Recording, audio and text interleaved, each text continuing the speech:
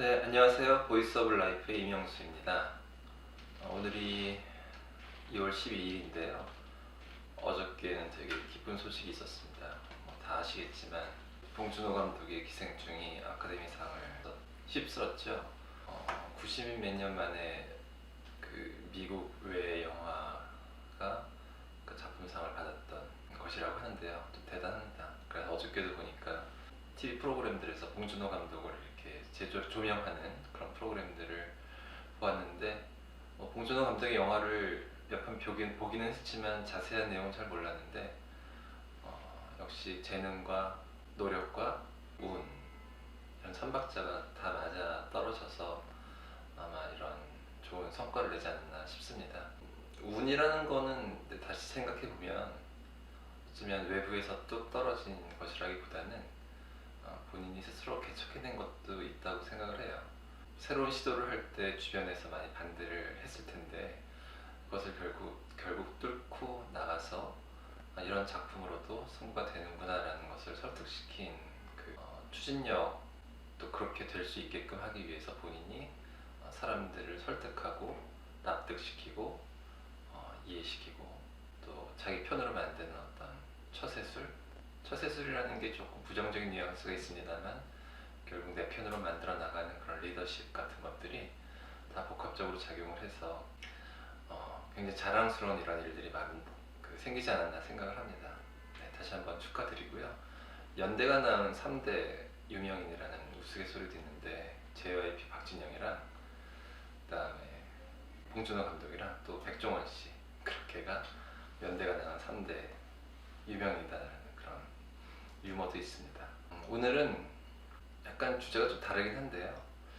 최근에 연설 라이프 클리닉을 찾으신 분들이랑 많이 하는 이야기들을 좀 한번 해볼까 합니다. 그 중에 하나로 정신과 약물에 대한 이야기를 좀 해볼까 합니다.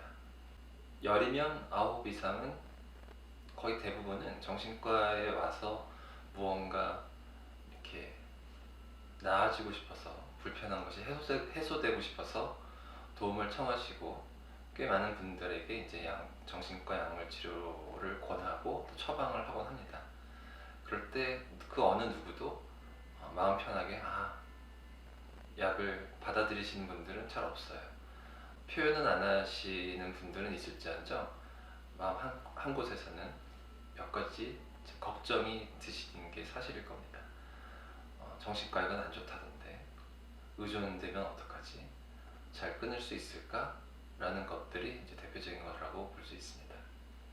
양리학적으로는 생물학적인 의존성이 있고 한데, 더 중요한 것은 심리적인 의존성이라고 생각을 합니다.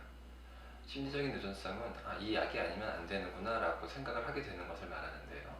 사실 생물학적인 의존성은 꽤 오랜 시간 굉장히 많은 용량을 투여했을 때 생길 수 있는 것이고, 치료적인 상황에서는 생물학적인 의존성까지 생기는 경우는 거의 없다고 봐도 무방합니다. 만약에 그런 생물학적인 의존성이 있다면 많은 분들이 계속 병원에 어쩔 수 없이 다닐 수밖에 없을 거예요. 그런데 그러시는 분들은 거의 없거든요. 호전이 되고 그러다 보면 자연스럽게 어떤 계획에 따라서 약물 용량을 줄이거나 끊을 수가 있습니다. 그런데 더 중요한 것은 심리적인 의존성이라고 생각을 해요. 약을 처방을 받아서 복용을 시작을 하면서 바로 이 약을 최대한 빠른 시간 안에 끊어야 돼 라는 생각을 합니다. 그러면서 조금 나아지면 이제 나아졌으니까 한번 줄여보거나 끊어봐야지 라고 알아서 시도를 하세요. 그런데 끊었더니 또는 줄였더니 증상이 조금 다시 안 좋아졌어. 그러고 나서 다시 안 되겠다, 약을 다시 먹어야지 하고 먹으면 다시 조금 완화가 됩니다. 그러면 그때 무슨 생각이 드냐 하면, 나는 약을 먹어야 잠을 잘 수 있거나 약을 먹어야 불안해지지 않을 수 있고 약을 먹어야 우울증에서 좀 나아질 수 있구나 라는 생각이 강화가 되는 거죠. 그냥 가만히 지속적으로 처방에 따라서 쭉 가면 굳이 그런 생각을 안 할 수 있을 텐데, 괜히 중간에 한번 끊어보는 시도를 하면 뭔가 덜컥하는 거죠. 잠도 다시 안 오고 다시 불안해지고 다시 우울해지고, 그러면 아 이거 안 되겠다 하고 다시 먹으면 좀 다시 나아지고, 그러면 그 순간에 나의 심리적인 의존성은 플러스 1이 되는 겁니다. 이게 계속 반복되다 보면 점차 약이 있어야만 마음이 안심이 되는, 그렇게 심리적으로 의존하게 되는 현상들이 더 강화가 되어지는 것이죠. 그래서 저는 처방을 할 때 기왕에 약이 필요해서 처방을 하고 약을 드시게 된다면 아무 생각 없이 그냥 기계적으로 드시라고 신신당부를 드립니다. 약이 필요했지만 무시하시고, 이건 아무것도 아니야, 그냥 주니까 먹는 거야, 최대한 거기에 의미를 부여하지 말고 그냥 기계적으로 드시는 거죠. 심리적인 연결고리를 최소화시키고 되면 호전이 된 상태에서 일정 기간을 좀 유지를 하다가, 그리고 나서 감량해서 끊으면 아무런 무리 없이 잘 됩니다.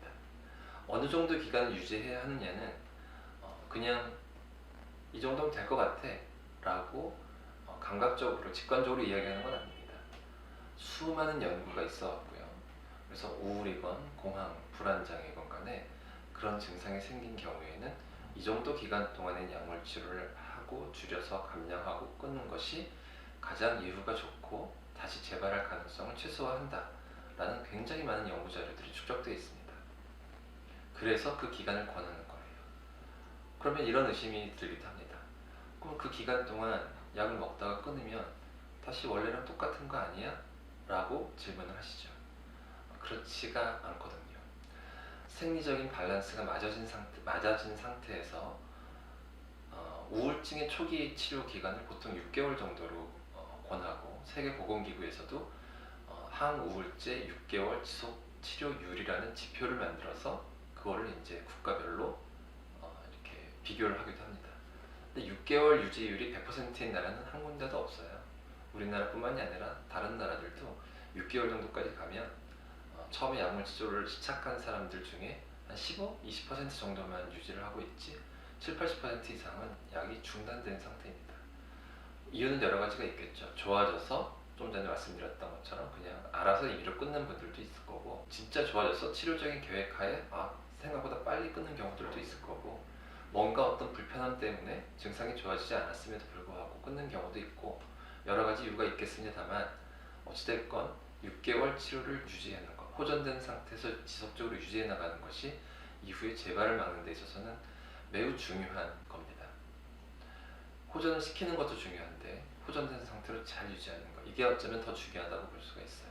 뇌 신경 전달 물질의 밸런스가 맞아진 상태에서 지속적으로 유지함으로써 그 밸런스를 좀 더 공고하게 만든다는 것이 이제 생리적인 관점의 설명이라면, 심리적인 관점에서의 설명은 내가 불안하다는 A라는 모드에서 불안하지 않고 괜찮다는 B라는 모드로 바뀐 다음에, B라는 모드가 이렇게 마치 시멘트를 발라놓은 다음에 그 바닥이 충분히 굳어지지 않은 상태에서 오픈을 하게 되면 사람들이 또 밟으면 다시 자국이 생기는 거랑 마찬가지입니다. 시멘트를 내 어떤 상처난 마음에 칠해놓고 그것이 굳어지기까지의 시간이 필요하다는 거죠. 타일을 깔고 양생을 시키는 거랑 비슷한 것이고, 충분히 숙성을 시키는 거랑도 비슷하다고 볼 수 있습니다. 또 다른 비유를 가지고 설명을 드리자면, 우리가 평지를 잘 걸어오다가 어떤 일을 당해서 이렇게 구덩이로 좀 떨어졌어요. 큰 스트레스를 받거나 어떤 이유로든 구덩이로 떨어졌습니다. 그래서 불안해지고 우울해졌어요. 그래서 거기서 어떤 치료적인 작업이 들어갑니다. 상담을 하기도 하고 정신치료를 하기도 하고 인지치료를 하기도 하고 거기에 약물치료를 하기도 합니다. 그러면서 그 구덩이에서 다시 올라오기 위해서 노력을 하죠. 이제 쭉 올라오는 듯한 느낌이 들어요. 그런데 끝까지 올라와서 완전히 평지로 올라오기 전에 어떤 치료를 중단하게 되면 다시 이렇게 쭉 미끄러져 내려갈 수가 있는 거죠. 그래서 충분히 올라와서 완전하게 평지로 올라올 때까지는 꾸준하게 유지를 해줘야 된다는 겁니다. 불안하고 우울한 A라는 모드에서 괜찮은 B라는 모드가 된 다음에 내 뇌가 불안한 상태에서, 우울한 상태에서 사람과 세상과 소통하면서 쌓았던 어떤 부정적인 경험치들이 있는데, 그것이 불안하지 않고 우울하지 않은 상태에서 세상과 사람과 소통하면서 나에 대한, 내 미래에 대한 긍정적이고 객관적인 경험치들이 충분한 마일리지로 누적이 돼서 셋업이 되면 그때는 약을 끊더라도 B 모드가 계속 유지될 수가 있다는 것이죠. 모드를 바꾼 다음에 충분한 기간 동안 안전하고 완전하고 충분히 강화시키고 안전하게 잘 셋업을 시키는 그 기간이 약물 유지 치료 기간인데요. 그것은 재발을 막는 데 있어서 매우 중요하니까 꼭 명심하시기 바랍니다. 그때부터는 이미 약의 용량은 최소화되어 있을 것이고 마치 멘탈 비타민과 같은 느낌으로 딱 치료 기간 동안만 유지하고 전문의랑 상의하에 감량 그리고 끊으면 아무런 문제 없이 정리할 수가 있습니다. 지팡이의 비유를 많이 듣는데요.